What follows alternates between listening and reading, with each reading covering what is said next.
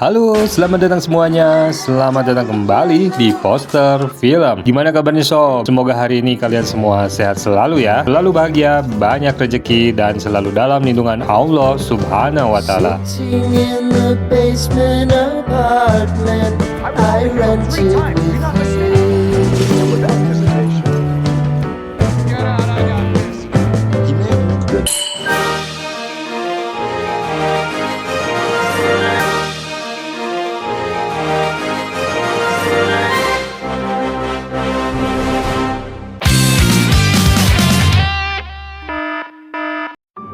Oke sob, kali ini kita akan mengalur sebuah film bergenre thriller horor asal Australia yang dirilis pada tahun 2020, berjudul Bloody Hell.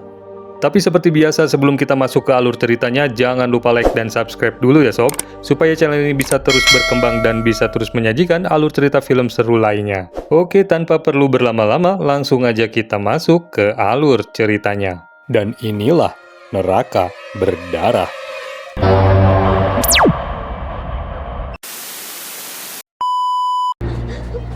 Di awal film, kita disuguhkan sebuah kejadian yang terjadi di Finlandia di mana seorang gadis muda bernama Alia sedang berlari dari beberapa pria di dalam hutan.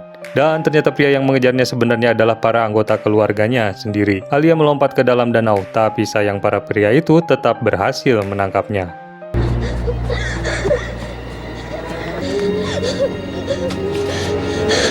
Scene pun beralih memperlihatkan suasana di dalam sebuah bank, di mana seorang pria bernama Rex sedang mengantri. Tujuan Rex ke situ hanya ingin bertemu dengan pacarnya yang bernama Maddie. Maddie adalah petugas teller di bank tersebut. Saat itu Rex sedang berbicara dengan Maddie, namun tiba-tiba muncul sekelompok perampok menerobos dan menembak petugas keamanan. Alhasil situasi yang tadinya tenang kini berubah menjadi mencekam.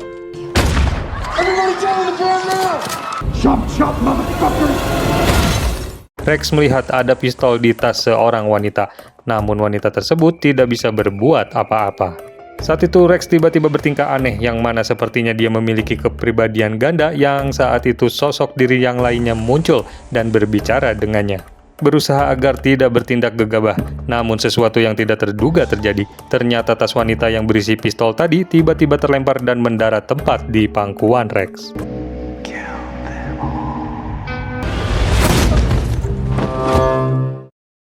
Lalu dengan keberaniannya kita diperlihatkan betapa brutalnya Rex ketika dia membantai semua perampok di sana.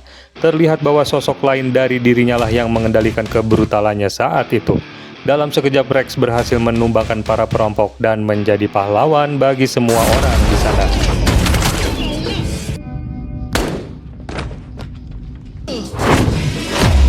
Dude, have you seen this?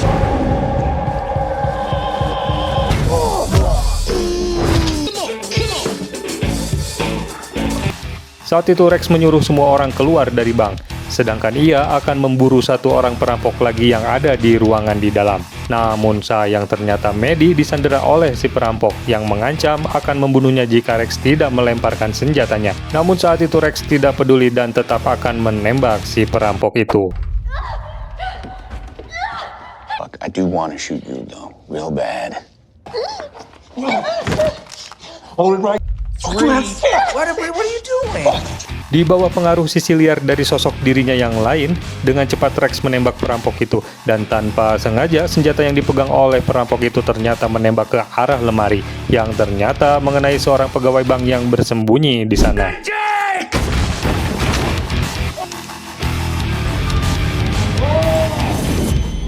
Scene pun kemudian beralih ke sebuah ruang sidang saat itu di mana Rex diadili karena dianggap melakukan tindakan ceroboh yang mengakibatkan kematian pada seorang pegawai bank. Meskipun pada faktanya sebenarnya ia telah menyelamatkan banyak nyawa pada kejadian tersebut dan dianggap sebagai pahlawan oleh masyarakat.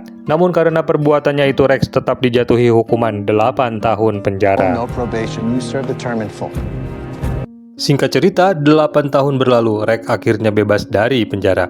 Ketika sedang belanja, tidak sengaja ia melihat wajahnya menjadi sampul di sebuah majalah. Dan ternyata masyarakat masih menganggap dirinya sebagai pahlawan karena tindakan heroiknya 8 tahun yang lalu. Setelah keluar dari penjara, ternyata Rex tetap menjadi perhatian publik dan selalu dikejar oleh wartawan. Bahkan ketika ia sedang makan masih saja ia diikuti oleh para wartawan.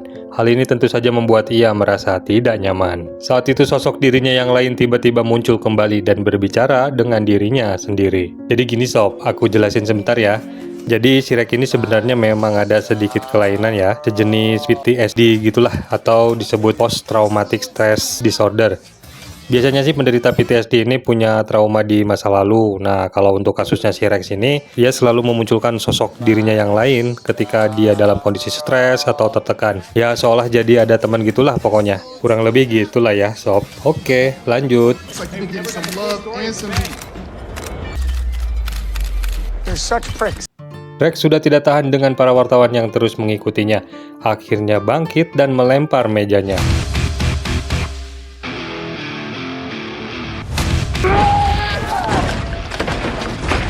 Setelah itu Rex segera menemui temannya yang bernama Pete. Rex menemui Pete untuk mengambil barang-barang yang dulu ia titipkan. Ia memutuskan akan pindah ke Finlandia karena merasa sudah muak dengan kehidupannya yang sekarang yang sudah tidak normal lagi. On the news. Sorry. Where's my shit? But knowing what the fuck I am. I shot a spit. Shin pun beralih memperlihatkan Rex yang sudah berada di bandara, dan seperti biasa ada seorang yang mengenali dan terus merekamnya. Saat itu juga terlihat ada sepasang suami istri yang sedang mengawasinya duduk di belakang Rex. Kita sebut saja Joko dan Nining. You wanna get me? What does that mean? I don't know. They said Nozeb is speaking about you. Good luck to him, right? You too. That's right, no one messes with that. Karena kebelet pipis, Rex segera pergi ke toilet, namun tampaknya Joko mengikutinya.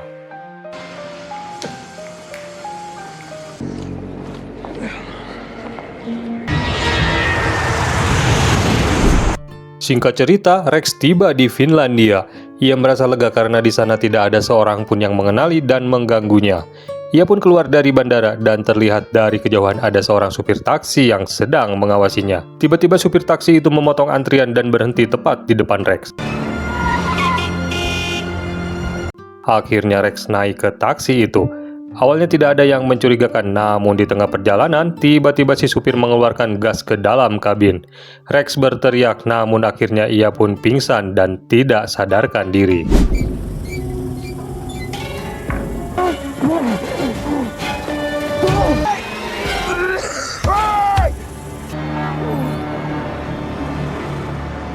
Shin pun kemudian beralih ke sebuah rumah di mana terlihat sebuah keluarga sedang mempersiapkan makan malam.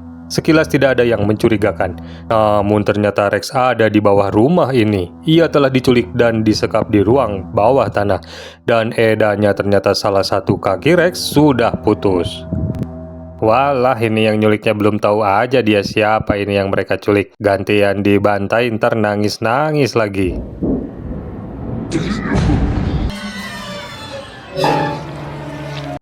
Setelah sekian lama pingsan, akhirnya Rex tersadar. Ia sangat terkejut mengetahui dirinya disekap dan mendapati salah satu kakinya sudah putus. Tiba-tiba dari belakang ada seseorang yang membungkam dan melarangnya berteriak. Dan ternyata itu adalah sosok lain dari dirinya. Ia menyuruh Rex untuk tidak berisik dan lebih baik berusaha kabur.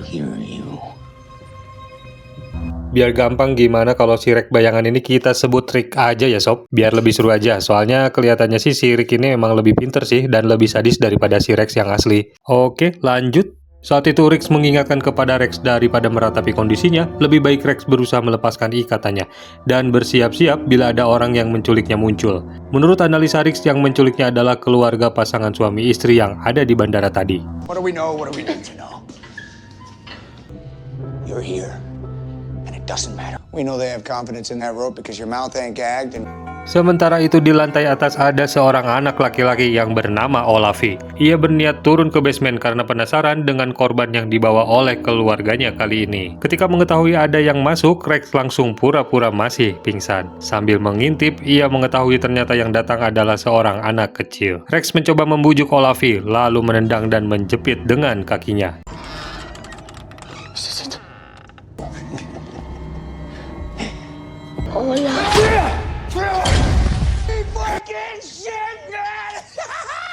Di sisi lain, seorang wanita turun untuk mencari adik laki-lakinya. Karena tidak ada, ia mencarinya di dalam basement. Namun betapa terkejutnya ia melihat adiknya ternyata sudah disandera oleh Rex. Wanita ini ternyata adalah Alia, yaitu gadis kecil yang kita lihat melarikan diri di awal film. Saat itu Rex mencoba bernegosiasi dengan Alia. Ia meminta Alia untuk melepaskannya dan mengancam akan mematahkan leher Olavi jika Alia tidak menurutinya. Namun sayangnya tidak sengaja Rex malah melepaskan Olavi yang membuatnya kehilangan kesempatan. Melihat Olavi terlepas, Alia langsung membawanya ke atas. Alia mengatakan Olavi jatuh dari tempat tidur dan meminta kepada Joko ayahnya untuk membawa Olavi ke rumah sakit. Sementara itu Nining ibunya panik dan marah kepada Alia. Akhirnya mereka semua membawa Olavi ke rumah sakit. Sementara itu Alia kembali turun ke basement menemui Rex.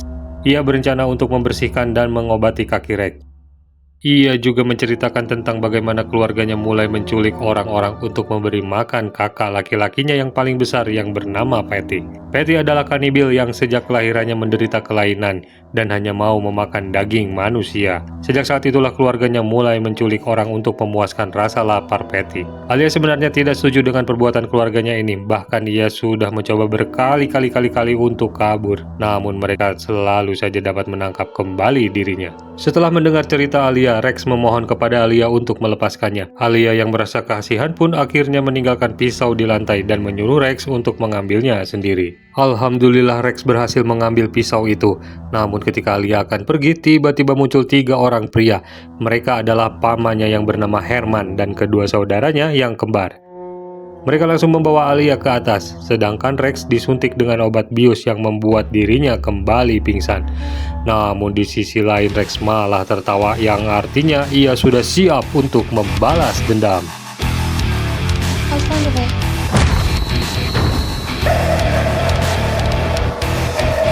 Setelah beberapa saat pingsan, Rex akhirnya tersadar. Ia merasa kesakitan karena ternyata kakinya yang satu lagi sedang digergaji dan akan dipotong oleh Herman. Mengetahui itu, Rex menendang Herman dan membuatnya tersungkur.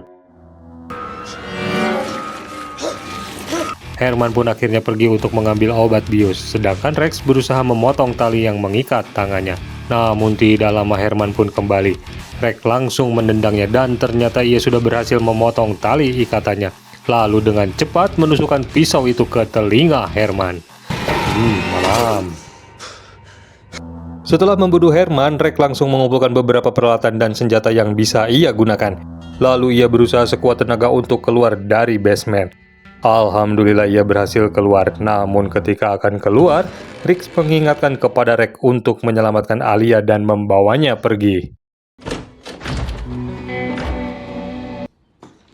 She does need you, Rex.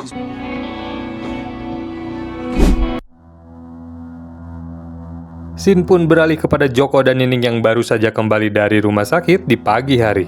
Ketika sampai di rumah, mereka dikejutkan dengan noda darah milik Rex. Mengetahui itu, Joko dan Nining marah kepada anak-anaknya karena dianggap ceroboh hingga membiarkan Rex berhasil kabur. Namun tiba-tiba sesuatu yang mengejutkan terjadi. Ternyata selama ini Rex bersembunyi di bawah meja, lalu memulai aksinya membunuh mereka satu persatu menggunakan pistol paku.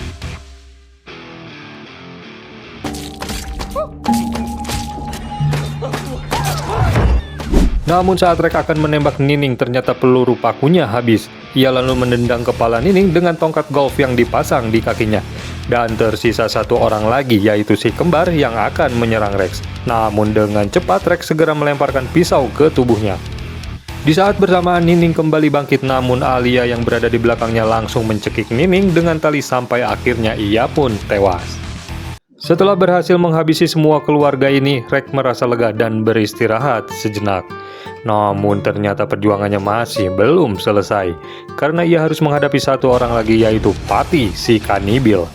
Dan akhirnya kita diperlihatkan sosok Patty yang bertubuh besar dan mengerikan seperti monster. Mengetahui keluarganya telah tewas, Patty langsung menyerang Rex dengan membabi buta. Namun ketika Rex berpegangan ke pintu kulkas, tak sengaja ia melihat potongan kakinya ternyata ada di sana. Rex mengambil potongan kaki itu dan langsung menusukkannya ke dalam mulut Patty. Alhamdulillah akhirnya si kanibil itu pun tewas seketika. Setelah semuanya selesai, Rex mengajak Alia kembali ke Amerika. Mereka memutuskan untuk memulai kehidupan baru di sana. film pun selesai. Oke sob, sekian dulu alur cerita film kali ini ya. Terima kasih sudah menonton, dan mohon maaf bila masih banyak kekurangan. Jangan lupa untuk like, komen, dan subscribe. Sampai jumpa lagi di video berikutnya. Bye!